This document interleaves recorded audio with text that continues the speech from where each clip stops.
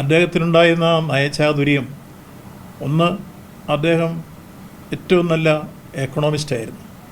ധനതത്വ ശാസ്ത്രത്തിൽ വലിയ രൂപത്തിലുള്ള പാണ്ഡിത്യം നേടിയ അദ്ദേഹം രാജ്യത്ത് വളർന്നു വരുന്ന സാമ്പത്തിക പ്രതിസന്ധി ഉടലെടുക്കുന്ന രാഷ്ട്രീയ നീക്കങ്ങൾ ഒരു രാഷ്ട്രമീമാംസകൻ എന്ന രൂപത്തിൽ കൃത്യമായി പഠിച്ച് അനലൈസ് ചെയ്ത് അതിൽ ശരിയായ ദിശാബോധത്തിലൂന്നി ജനങ്ങളെ നയിക്കുന്ന ശൈലി അദ്ദേഹം ആവിഷ്കരിക്കുമായിരുന്നു.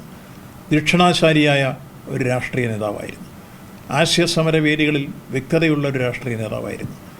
അദ്ദേഹം വർത്തമാനകാല രാഷ്ട്രീയത്തിൻ്റെ സ്പന്ദനങ്ങളെ തിരിച്ചറിഞ്ഞ് എങ്ങനെയാണ് പ്രത്യയശാസ്ത്രത്തിൻ്റെ വ്യത്യസ്തകളും കുടിയുടെ നിറങ്ങൾക്കുമപ്പുറം രാജ്യത്ത് വളർന്നു വരുന്ന വർഗീയ ശക്തികൾക്കെതിരെ മതനിരപേക്ഷ ജനാധിപത്യത്തിൻ്റെ മഹത്തായ പാരമ്പര്യങ്ങൾ എങ്ങനെ ഉയർത്തിക്കൊണ്ടുവരാം എന്ന് നല്ല രൂപത്തിൽ ചിന്തിച്ച് പ്രായോഗിക രാഷ്ട്രീയത്തിൻ്റെ രൂപത്തിലേക്ക് ആ ആശയത്തെ ഉയർത്തിക്കൊണ്ടുവന്നാണ് ഇത് ഏകോപിപ്പിക്കാൻ വേണ്ടിയുള്ള നീക്കങ്ങൾ നടത്തിയിരുന്നത്.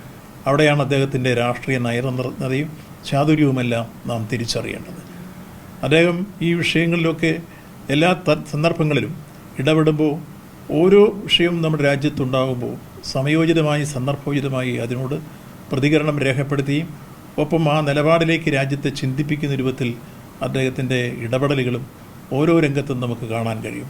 അവിടെയാണ് പ്രായോഗിക രാഷ്ട്രീയത്തിൻ്റെ യഥാർത്ഥ ഒരു നേതൃത്വ പാഠവത്തെ യെച്ചൂരിലൂടെ നമുക്ക് കാണാൻ കഴിയുന്നത്. അതാണ് ഞാൻ ആദ്യം സൂചിപ്പിച്ചത്. നമ്മുടെ രാജ്യത്തെ മതനിരപേക്ഷ രാഷ്ട്രീയത്തിൻ്റെ ശക്തിയും ശബ്ദവുമായിരുന്നു സീതാറാം യെച്ചൂരി. ആർക്കും തക്കമുണ്ടാകില്ല. കാലവും ചരിത്രമുള്ള ഒരു കാലം യെച്ചൂരിയുടെ മഹത്തായ സംഭാവനകളെ ഈ മഹാഭാരതം ചരിത്രത്തിൽ രേഖപ്പെടുത്തി നെഞ്ചേറ്റുമെന്ന കാര്യത്തിൽ സംശയമില്ല.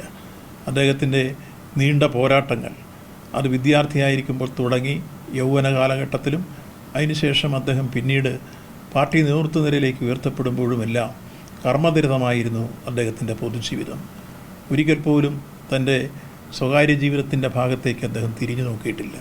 എല്ലാം രാജ്യത്തിന് സമർപ്പിച്ച സമർപ്പിത ജീവിതമായിട്ടായിരുന്നു അദ്ദേഹത്തിൻ്റെ വ്യക്തിജീവിതവും മുന്നോട്ട് പോയിട്ടുള്ളത്.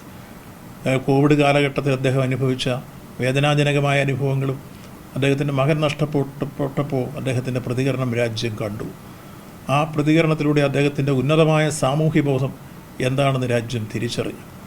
അങ്ങനെ പ്രതിസന്ധികളെയും വലിയ ബുദ്ധിമുട്ടുകളെയും ഒക്കെ അനായാസം മറികടക്കാനുള്ള മാനസിക തൻ്റെ ഇടത്തോടുകൂടി ഒരു ക്രൈസിസ് മാനേജരായി, വെച്ചാൽ ഒരു ലീഡർഷിപ്പിലേക്ക് ഉയരുന്നത് ഒരാൾ എപ്പോഴും പ്രതിസന്ധികളെ തരണം ചെയ്യുമ്പോഴാണ്. ഏറ്റവും നല്ല ക്രൈസിസ് മാനേജരായും സീതാറാം യെച്ചൂരി മാറിയിരുന്നു എന്ന് നമുക്ക് കാണാൻ കഴിയും.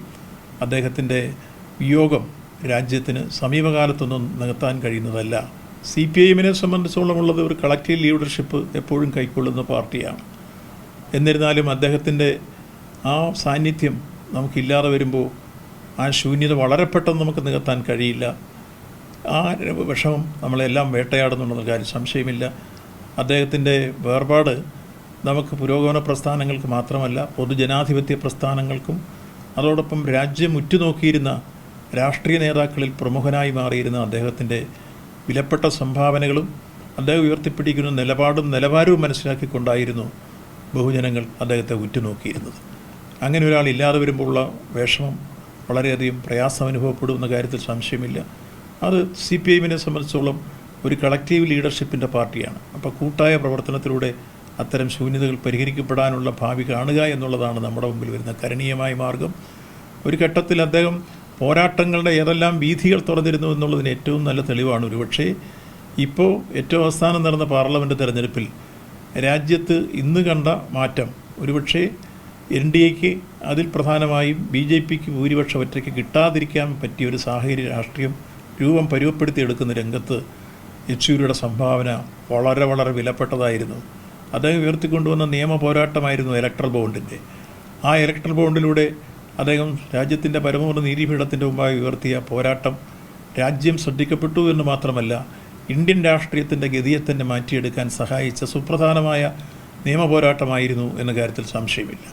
കാശ്മീർ പ്രശ്നത്തിലായിരുന്നാലും ശരി, പൗരത്വ ഭേദഗതി നിയമത്തിലായിരുന്നാലും ശരി, ഇലക്ട്രൽ ബോണ്ടിൻ്റെ കാര്യത്തിലായിരുന്നാലും ശരി, ഇതിലെല്ലാം അദ്ദേഹത്തിൻ്റെ സമയോചിതമായ സന്ദർഭോചിതമായ നിർണായക ഇടപെടലുകൾ രാജ്യം തിരിച്ചറിഞ്ഞിരുന്നു എന്ന കാര്യത്തിൽ സംശയമില്ല. അതാണ് ഞാൻ സൂചിപ്പിച്ചത്. ഒരു രാഷ്ട്രീയ നേതാവിനുണ്ടാവേണ്ട എല്ലാ ഘട്ടങ്ങളിലെയും ഏത് പ്രതിസന്ധിയിലും പ്രയാസത്തിലും വലിയ രൂപത്തിലുള്ള വിഷയങ്ങൾ വരുമ്പോഴും അതിനെല്ലാം നേരിടാനുള്ള കരുത്ത് ആ രംഗത്ത് കൃത്യമായി ദിശാബോധത്തിലൂന്നിയുള്ള സമീപനങ്ങൾ, ആ ലൈനിൽ നിന്നുകൊണ്ട് ഇന്ത്യൻ രാഷ്ട്രീയത്തെ കൈകാര്യം ചെയ്ത മഹാനായ നേതാവായിരുന്നു സഖാവ് യെച്ചൂരി.